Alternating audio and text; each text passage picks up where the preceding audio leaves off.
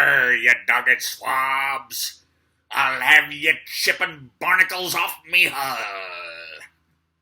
Anyway, we're back to Treasure Island. Where are we now? All right, well, part 4, the stockade, we're done with. We're on part 5, the sea adventure. Might very well be the last part of the book because we're on chapter 22. They're still on Treasure Island. So let's see what happens. Chapter 22, it's a Jim Hawkins part, and it's called How My Sea Adventure Began. Grandpa needs a drink.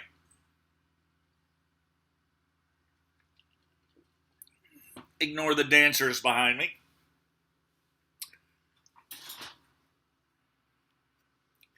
Chapter 22, How My Sea Adventure Began. There was no return of the mutineers, not so much as another shot out of the woods. They had got their rations for the day, as the captain put it. And we had the place to ourselves and a quiet time to overhaul the wounded and get dinner. Squire and I cooked outside in spite of the danger, and even outside, we could hardly tell what we were at, for horror of the loud groans that reached us from the doctor's patients. Out of the 8 men who had fallen in the action, only 3 still breathed. That one of the pirates who had been shot in the loophole, Hunter and Captain Smollett, and of these, the first 2 were as good as dead.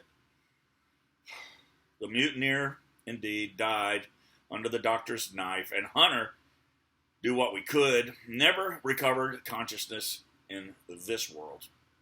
He lingered all day, breathing loudly like the old buccaneer at home in his apoplectic fit, but the bones of his chest had been crushed by the blow and his skull fractured in falling.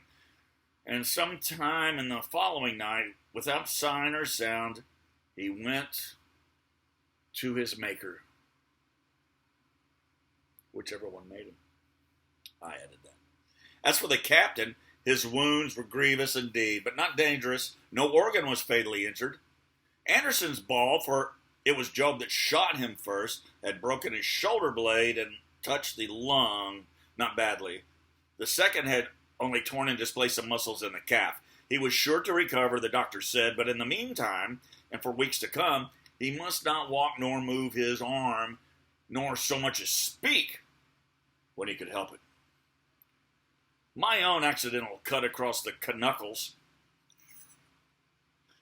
was a flea bite. Dr. Livesey patched it up with plaster and pulled my ears for me into the bargain.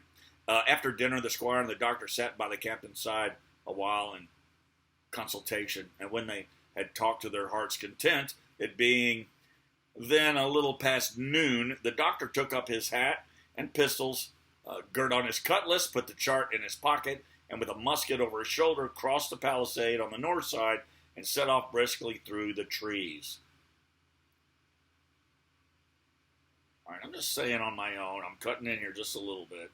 This is so much like a big part of that Tarzan of the Apes. So much happened on one little beach with one little cabin on both of these books. Only thing is, one of them is Treasure Island, one of them is Africa. Let's continue on. Gray and I were sitting together at the far end of the blockhouse to be out of earshot of our officers consulting, and Gray took his pipe out of his mouth and fairly forgot to put it back in again, so thunderstruck he was at this occurrence. "Why in the name of Davy Jones," said he, "is Dr. Livesey mad?" "Why, no," says I. "It's about the last of the crew for that, I take it." "Well, shipmate," said Gray, "mad he may not be, but if he's not, you mark my words, I am." I take it," replied I. "The doctor has his idea, and if I'm right, he's going now to see Ben Gunn." I was right, as appeared later, but in the meantime, the house was being stifling hot, and the little patch of sand inside the palisade ablaze with midday sun. I began to get another thought into my head, which was not by any means so right. What I began to do was to envy the doctor walking in the cool shadow of the woods with the birds about him and the pleasant smell of the pines. while I sat grilling with my clothes stuck to the hot resin and so much blood about me and so many poor dead bodies lying all around that I took a disgust of the place that was almost as strong as fear. Excuse me. All the time I was washing out the blockhouse and then washing up the things from dinner, this disgust and envy kept growing stronger and stronger till at last, being near a bread bag and no one then observing me, I took the first step towards my escapade and filled both pockets of my coat with biscuits. I was a fool, if you like, and certainly I was going to do a foolish, overbold act, but I was determined to do it with all the precautions in my power. These biscuits, should anything befall me, would keep me, at least, from starving till far on in the next day. Well, the next thing I laid hold of was a brace of pistols, and as I already had a powder horn and bullets, I felt myself well supplied with arms. As for the scheme I had in my head, it was not a bad one in itself. I was to go down the sandy spit that divides the anchorage on the east from the open sea, find the white rock I had observed last evening, and ascertain whether it was there or not that Ben Gunn had hidden his boat. A thing quite worth doing, as I still believe. But as I was certain I should not be allowed to leave the enclosure, my only plan was to take French leave and slip out when nobody was watching, and that was so bad a way of doing it as made the thing itself wrong. But I was only a boy, and I had made my mind up. Well, as things at last fell out, I found an admirable opportunity. The squire and Gray were busy helping the captain with his bandages, and the coast was clear. I made a bolt for it, over the stockade and into the thickest of trees, and before my absence was observed, I was out a cry of my companions. Well, this was my second folly, far worse than the first, as I left but 2 sound men to guard the house. But like the first, it was a help towards saving all of us. I took my way straight for the east coast of the island, for I was determined to go down the seaside of the spit to avoid all chance of observation from the anchorage. It was already late in the afternoon, although still warm and sunny. As I continued to thread the tall woods, I could hear from far before me not only the continuous thunder of the surf, but a certain tossing of foliage and grinding of boughs, which showed me the sea breeze had set in higher than usual. Soon, cool draughts of air began to reach me, and a few steps farther I came forth into the open borders of the grove, and saw the sea lying blue and sunny to the horizon, and the surf tumbling and tossing its foam along the beach. I have never seen the sea quiet around Treasure Island. The sun might blaze overhead, the air be without a breath, the surface smooth and blue, but still, these great rollers would be running along all the external coast, thundering and thundering by day and night, and I scarce believed there was one spot on the island where a man would be out of earshot of their noise. Well, I walked along beside the surf with great enjoyment, till, thinking I was now got far enough to the south, I took the cover of some thick bushes and crept warily up to the ridge of the spit. Behind me was the sea, in front the anchorage. The sea breeze, as though it had the sooner blown itself out by the unusual violence, was already at an end. It had been succeeded by light. Variable airs from the south and the southeast carried great banks of fog, and the anchorage, under lee of Skeleton Island, lay still and leaden as when first we had entered it. The Hispaniola, in that unbroken mirror, was exactly portrayed from the truck of the waterline, the Jolly Roger still hanging from her peak. Alongside lay one of the gigs, silver in the stern sheets. Him I could always recognize. Wow, a couple of men were leaning over the stern bulwarks, one of them with a red cap, the very rogue that I had seen some hours before stride legs upon the palisade. Apparently they were talking and laughing, though at that distance, upwards of a mile, I could, of course, hear no word of what was said. And all at once there began the most horrid, unearthly screaming, which at first startled me badly, though I had soon remembered the voice of Captain Flint, and even though I could make out the bird by her bright plumage as she sat perched upon her master's wrist. Soon after, the jolly boat shoved off and pulled for shore, and the man with the red cap and his comrade went below by the cabin companion. All right, just about the same time, the sun had gone down behind the spyglass, and as the fog was collecting rapidly, it began to grow dark in earnest. I saw I must lose no time if I were to find the boat that evening.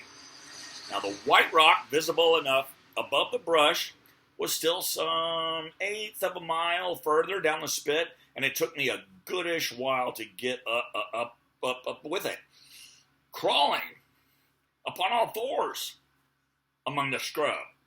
Night had almost come when I laid my hand on its rough sides. Right below it, there was an exceedingly small hollow of green turf, hidden by banks and a thick underwood about knee-deep that grew there very plentifully. And in the center of the dell, sure enough, a little tent of goat skins, like what the gypsies carry about them there back in England. I dropped into the hollow, lifted the side of the tent, and there was Ben Gunn's boat. Homemade, if ever anything was homemade. A rude, top-sided framework of tough wood, and stretched upon that a covering of goat skin with the hair on the inside.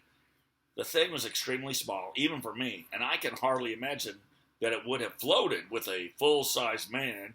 There was one thwart set as low as possible, a kind of a stretcher in the bows, and a double paddle for propulsion.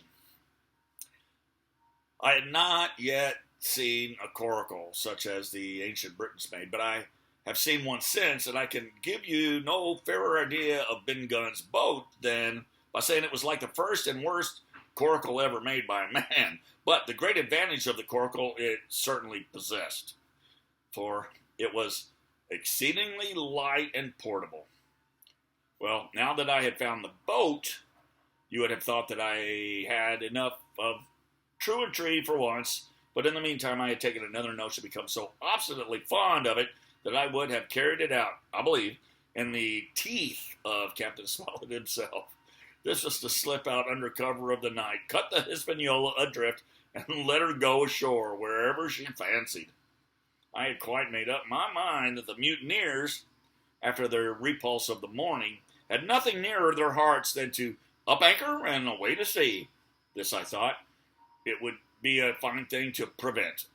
And now that I had seen how they had left their watchmen unprovided with a boat, I thought it might be done with little risk. So, down I sat to wait for darkness, and made a hearty meal of biscuit. It was a night out of 10,000 for my purpose. The fog had now buried all heaven. As the last rays of daylight dwindled and disappeared, absolute blackness settled down on Treasure Island. And when at last I shouldered the coracle and groped my way stumblingly out of the hollow where I had supped, there were but 2 points visible on the whole anchorage. One was the great fire on shore, by which the defeated pirates lay carousing in the swamp. The other, a mere blur of light upon the darkness, indicated the position of the anchored ship.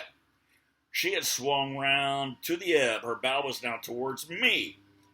The only lights on board were in the cabin, and what I saw was merely a reflection on the fog of the strong rays that flowed from the stern window.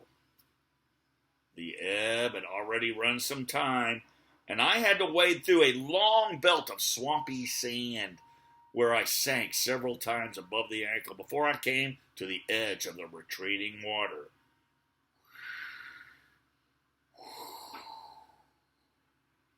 wading a little way in with some strength and dexterity, set my coracle keel downwards on the surface. That's the end of that chapter 22. The next one is called The Ebb Tide Runs. We're getting close to the end of this one. I'm having a good time reading it because I read it in high school. I don't remember all of this. So it's brand new to me as I do it. And also I get to speak in a goofy British accent. All right, we'll be back for the next chapter tomorrow. It's called The Ebb Tide Runs. We'll get back to that. If you feel like tipping your storyteller, do so. Nobody does. Pretend that I just made you a cocktail.